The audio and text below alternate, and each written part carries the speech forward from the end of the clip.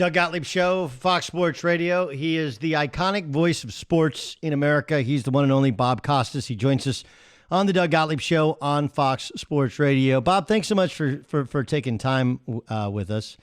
So far, 6 episodes into this documentary. What's your kind of overall takeaway? Well, first of all, I think it's fantastic. It's extremely well done. Jason Hare, who headed up the production, and his entire team, they gave them all the time they needed. They gave them remarkable resources to work with, and I think that they've maximized it. This is just great storytelling. I think it would have been extremely well received under any circumstances.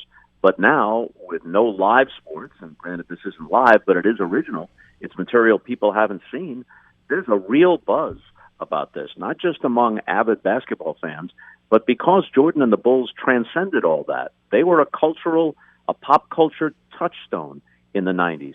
A lot of people who don't really follow the NBA that closely are still watching this very avidly. Oh, yeah, and there's so many people who have worn the Jordan brand for years, but they don't really, they weren't even alive or weren't old enough to take in the Jordan era, are learning really what this was about. And to those of us who, I was a kid during it, it brings up old memories. And for you who you're working at NBC, obviously this has to be kind of vivid in your vast memory bank. We've gotten towards the end of the first three-peat. We're leading up to retirement.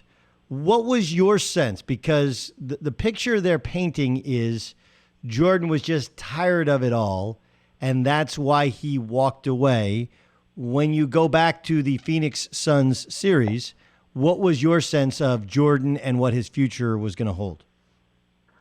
Well, I think we were all surprised when a guy who was only 29 or about to turn 30, I forget the exact dates, but let's call it 30 to have a round figure, and by acclamation, greatest player in the game, that he would walk away. I didn't think he would walk away. Nobody did.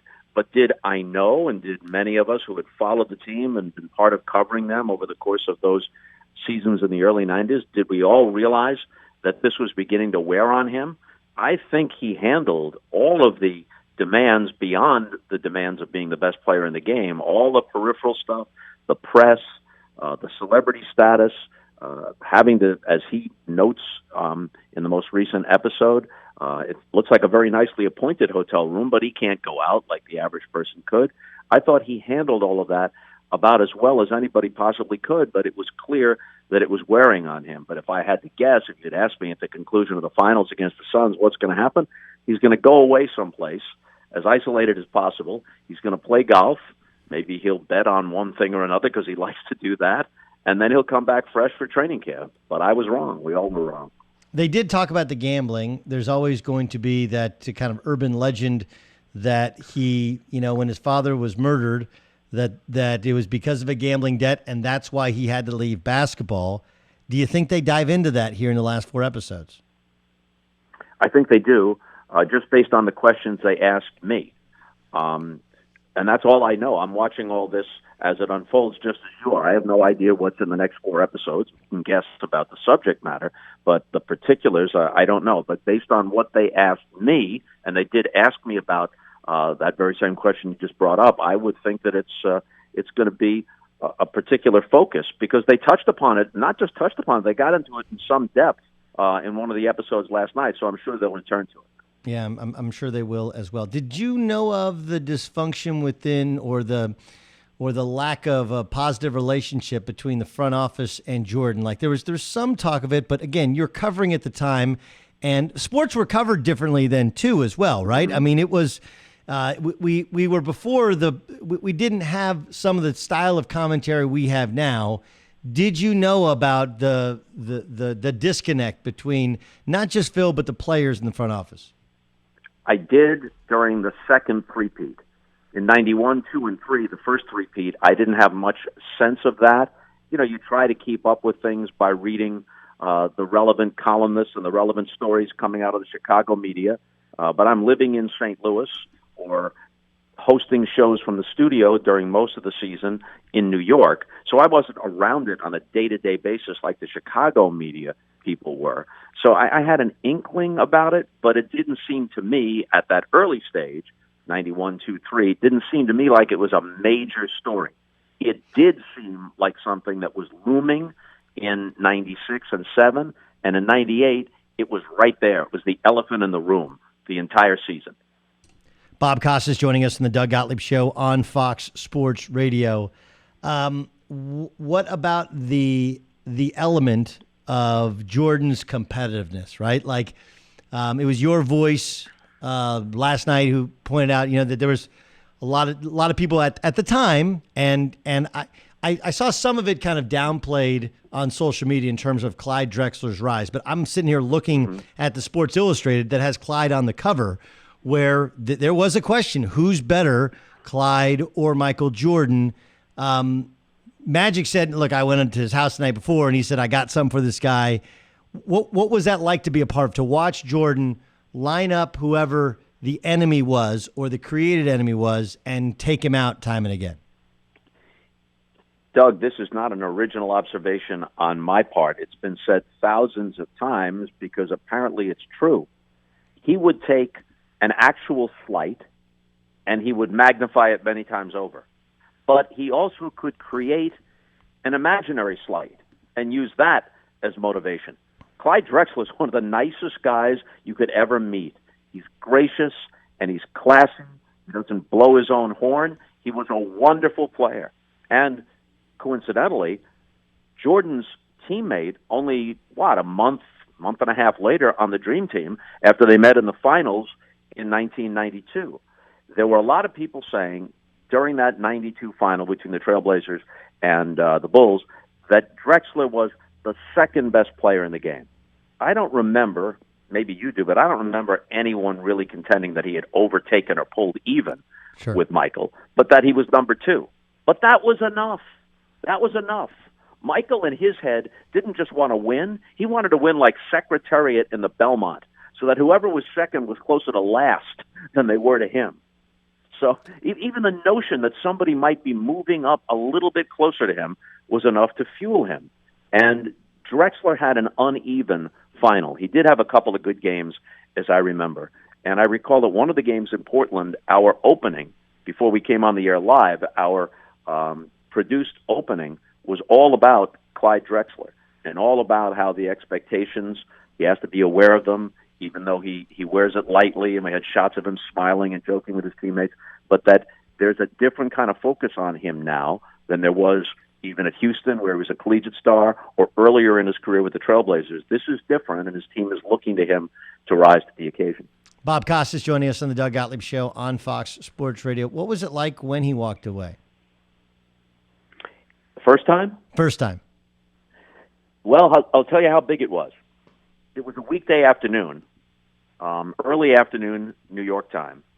And when we broke into it, we being NBC News, broke into regular programming early in the afternoon, it wasn't me. I was part of it, but it was Tom Brokaw. Doesn't that tell you how big it was? Yeah. Tom Brokaw came on the air. This was a news item. It wasn't just for basketball fans. This wasn't Sports Center. It was NBC News with Tom Brokaw. And then he turned to me and I said whatever I said. But the fact that Brokaw came in and broke into it like it was something of national import tells you all you need to know. Yeah. Okay. So what was it like when he came back? Because during the time in which he was gone, there was the O.J. chase, right, during the NBA Finals between the Rockets and the Knicks. And then, of course, there was the Rockets with the Orlando Magic when he came back. But before he came back, did you covered baseball? Obviously, he was failing in baseball. Did you know what was that all like? There was a lot of speculation that once he's gotten this out of his system, his father's death, the unreal demands upon his time and the circus that had surrounded his life, once he gets this out of his system, he's going to come back to the NBA, isn't he? We didn't know for sure. And then you remember there wasn't much ballyhoo. 2 words, faxed, a fax in 1995. I'm back. And there he was. And for whatever reason, I can't recall why, I had that weekend off from the NBA on NBC. I have no idea why. But Dick Ebersol called me. I was at home in St. Louis. Get to Indianapolis. We need you to host this game. because it's going to be, super important. And so I did, and I don't know what they'll play from what we did, but we had an unusual opening that was devoted entirely to Michael Jordan. And then Marv Albert and I were discussing whether there's anything that would rival this. Other players had come back. Players had come back from military service. In individual sports, Ali was exiled for a long time, and then he came back and reclaimed the heavyweight championship. It was a discussion, pardon me, about the whole history of sports. So even then, Michael Jordan, had he never played another game, was in the conversation as among the most significant athletes in American sports history, because that's what we were comparing him to. You brought up Muhammad Ali, and there was an interesting part last night. Bob Costas, our guest on Fox Sports Radio.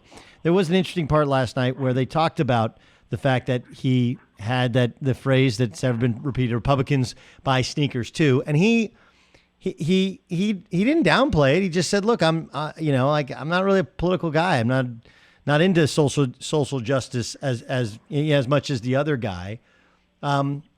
I kind of think that's a fair way of looking at it because it becomes so divisive. The second you take even the most reasonable stance in politics, you become divisive. On the other hand, there is something about being the most successful black man from North Carolina, and this was a North Carolina a senatorial race or whatever it was. So how did you think that came off in watching it through a lens of 2020? Even then, I'll tell you, well, let's go to 2020 as per your question. Michael handles it very well in The Last Dance. He's not defensive. He owns it. I wasn't an activist. I was a basketball player. But he also makes a very significant point, and all of us can testify to this. It happens more often than someone who's not involved in the media might think. You don't get the context. Did he say Republicans buy sneakers too? Yes, he acknowledges he said it. But I believe him when he says he said it in a jocular setting, like somebody might have said to a teammate, "Hey, why didn't you endorse Harvey Gann?" "Hey, Republicans buy sneakers too." It's an offhanded thing. Everybody laughs at the joke. I believe that could be a very honest depiction of what went on. But even then, here's what I thought. And I know some people out there will say, stick to sports, keep the politics out of it. But some things come down not to political differences, they are moral questions. It wasn't just that Harvey Gann was a black man running for Senate. Jesse Helms was a virulent racist. Yes. It isn't a matter of Republican, Democrat, conservative, liberal. He was an effing racist. This was a moral question.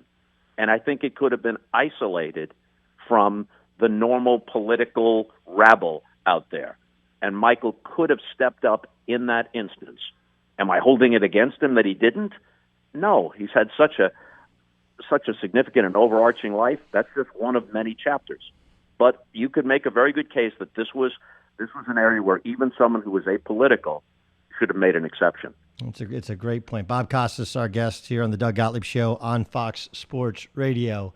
The end, and look, I know he came back to play for the Wizards, and he probably shouldn't have. On the other hand, there were some moments where you're like, geez, the guy can still play. Did you know it was the end before it was the end? It's almost like an afterthought that he came back and played with the Wizards. It is. Yeah. He had such a competitive Jones going all the time. I understand why he had to do it, or he felt he had to do it. Approaching 40, he may have been 40 when he played his last game in the NBA. He was still, while he wasn't the Michael Jordan we knew, he was still a darn good player. So it wasn't like he couldn't do it. No athlete in American team sports has ever had a better final act than what Michael Jordan had in 1998. And I really believe that in the minds of most people, in the public imagination, that really is the end. And what happened with the Wizards is just a postscript. The story really begins and ends. Well, it begins in North Carolina, and it ends in Salt Lake City in June of '98. And obviously, as perfect an ending as there could be, it wasn't just the shot, right? Like, people forget he scored on a drive. He made 2 free throws. Then he had the steal over Karl Malone, who, of course, won an MVP that people thought Jordan should have won, right? They had Jordan MVP fatigue. And so Malone won one, and then he hits the game-winning shot, and you have the iconic follow-through. I know John Elway finished winning a Super Bowl, and he goes airborne, but he wasn't peak John Elway. I know Peyton Manning won. Obviously, he was not peak Peyton Manning. There have been some others walk out on top. If you and I would conclude that that's really the end of his career, you know way more about the history of sports than pretty much any human being I know on earth, especially anyone who's been on air. Is that the most iconic finish to a career? I think so, at least of the sports that I have followed. Ted Williams famously, legendarily, hit a home run in his last at-bat at age 42, but it wasn't in the World Series. Right. It wasn't even nationally televised. It was a dark, dreary day at Fenway Park with about 10,000 people in the stands. More recently, Derek Jeter wrote a perfect final act. Walk-off base hit at Yankee Stadium. They did go to Boston, and he took a few at-bats, and his last official at-bat was an infield single. But in the public imagination, that's the final moment for Derek Jeter, and it is great. But the Yankees didn't even make the playoffs that year. When you think of what was at stake, the game wasn't even tied. He took possible defeat and turned it into victory. He did everything that you mentioned preceding, the 2 free throws, the driving layup, the steal on Malone. No one else even touched the ball on the last 2 possessions for the Bulls. Driving layup, didn't get it off a pass, took the inbound, went in, scored. Then when he stole the ball from Malone, he brought it out of the backcourt. He took it to where he wanted to take the shot. He makes the shot. It's classic in every way. I can't think of anything that matches that. And a lot of people have said, and understandably, what the heck, Jerry Krause, what could you possibly be thinking? Your own ego and insecurities get the best of you. You're going to break up the team. Why didn't Jerry Reinsdorf, the owner, overrule him? All of that is perfectly valid. But in my mind, it's better that it ended the way it did. Did you really want to see them ultimately lose at some point, and he walks off the court having lost in a final or an earlier playoff series? And what could be better even if they added another title or even 2 more titles? Could the script be as good as that? He leaves. There's an old, he's still very much with us, and he looks great for 57 or whatever he is. But that old trope about people who leave us and we've never seen them age. James Dean, Marilyn Monroe, Roberto Clemente. We never really saw Michael Jordan age as an athlete. The stuff with the Wizards, no one even has much of an image of that in their heads. They've got that last game against Utah in their heads. And so for the purpose of legend, for the purpose of mystique, it's actually better that it ended there than have them go for a 7th or 8th. Bob, if I ever have a documentary about my life, I hope you narrate it. In the meantime, I really appreciate you being our guest.